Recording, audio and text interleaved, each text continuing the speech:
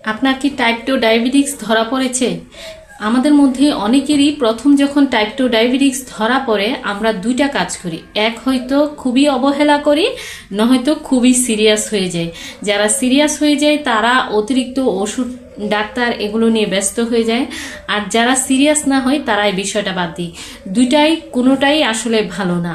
প্রথমত, আপনি যদি একদম অবহেলা করতে থাকেন তাহলে একটা সময় এই সাধারণ টাইপ 2 ডায়াবেটিক্সটা আপনার বিভিন্ন ধরনের ক্রনিক্যাল ডিজিজে রূপান্তরিত হতে পারে। এটা এক সময় আপনার হার্টের ক্ষতি করতে পারে, আপনার কিডনির ক্ষতি করতে পারে, এবং বিশেষ করে ডায়াবেটিক্সের কারণে চোখের ক্ষতি হতে পারে।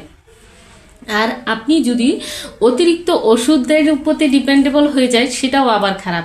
টাইপ 2 ডায়াবেটিক্সটা যদি আপনি লাইফস্টাইল নিয়ন্ত্রণ করেন এবং চেষ্টা করেন নিয়মিত হাঁটা, ঘুম এবং খাবার নিয়ন্ত্রণ করেন, এটা অনেক অংশে একেবারে অনেকটা কিউরেবল।